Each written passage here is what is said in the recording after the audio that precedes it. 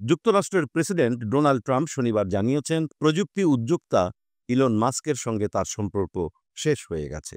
NBC নিউজকে দেওয়া এক সাক্ষাৎকারে এই মন্তব্য করেন তিনি।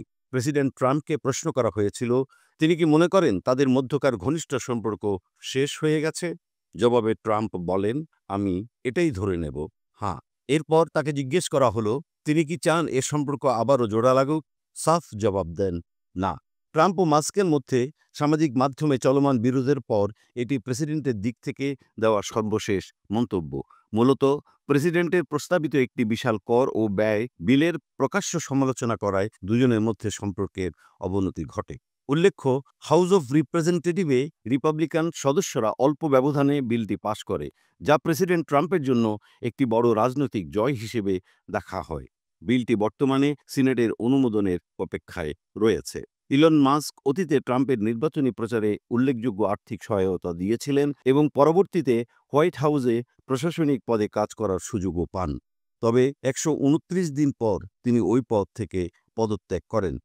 বিলে স্বাক্ষর নিয়ে মাস্ক সম্প্রতি সামাজিক মাধ্যমে প্রেসিডেন্টের সমালোচনা করেন, যদিও তিনি সরাসরি ট্রাম্পের নাম উল্লেখ করেননি।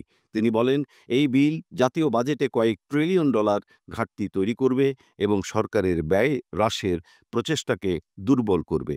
ট্রাম্প বৃহস্পতিবার সাংবাদিকদের বলেন, মাস্কের সাম্প্রতিক আচরণে তিনি হতাশ হয়েছেন। এর জবাবে মাস্ক সামাজিক যোগাযোগ মাধ্যম এক্সে জানান, আমি না থাকলে ট্রাম্প নির্বাচনে জিততে পারতেন না।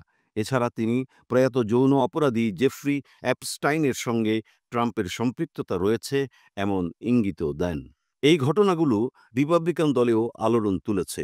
ভাইস প্রেসিডেন্ট জেডি ভান্স এক পডকাস্টে বলেন, মাস্ক অত্যন্ত উত্তেজিত হয়ে গেছেন এবং তিনি সম্ভবত আর কখনোই ফিরে আসার সুযোগ পাবেন না।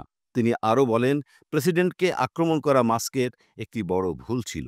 রাজনৈতিক বিশ্লেষকরা মনে করছেন, এই দ্বন্দ্ব ভবিষ্যতে প্রযুক্তি ও রাজনৈতিক মেলবন্ধনে নতুন সমীকরণ তৈরি করতে পারে।